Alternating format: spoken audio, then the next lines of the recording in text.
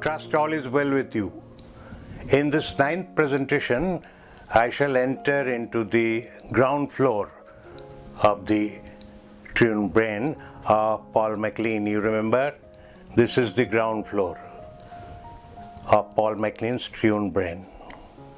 This we have inherited from our reptilian past, and its history is 500 million years old.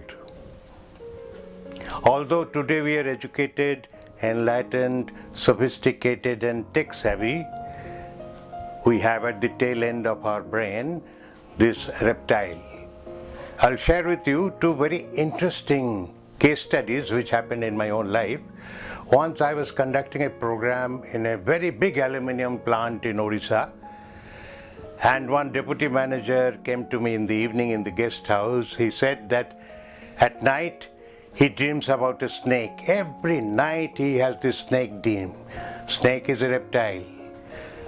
So when we are not awake, we are asleep, this reptile brain may wake up inside our unconscious mind.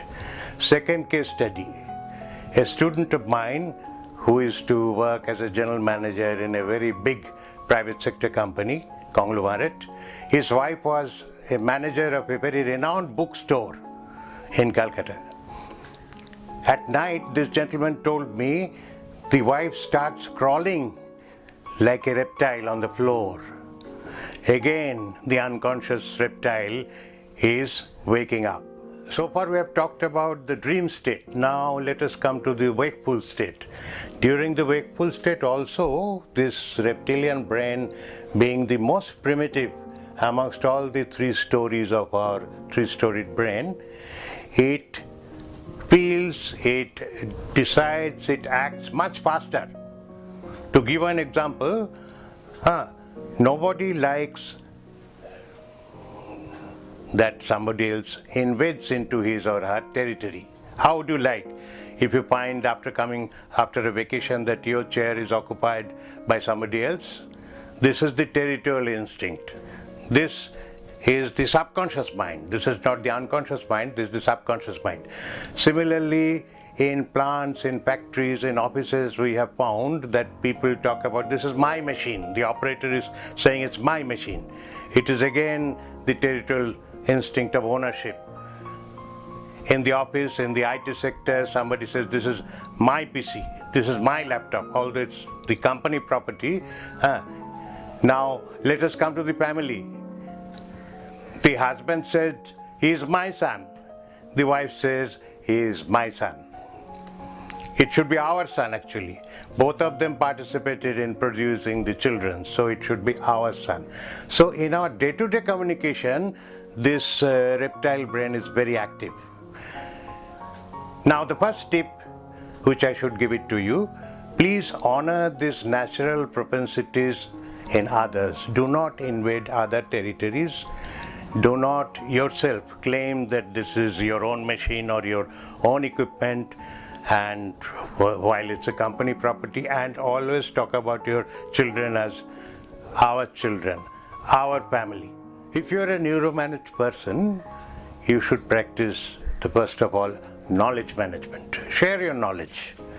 Don't be selfish about your knowledge. Share it with people who are really deserving, who are eligible, who are interested. Second tip is practice positive feedback management. If you receive any negative feedback, try to look at it as a learning opportunity and you give positive feedback to others. And the last tip is analyze your habits, because a very important part, large area of the reptilian brain is occupied by the basal ganglia. On two sides of the brain, the basal ganglia, in short BG. BG are responsible for formation of any habit, operation of any habit, whether it's good or bad. So try from now on to analyze your habits into good and bad ones. Now the habits which used to be good in the primitive days may be bad today, so analyze in today's perspective and try to get rid of the bad habits and then try to reinforce the good habits. Now, habits can be changed because, as I mentioned to you in the initial stages of my presentation, that neuromanagement's one very big chapter is rewiring of the brain circuits. So change of any habit means rewiring. We'll talk about it more in the next presentation. So see you very soon.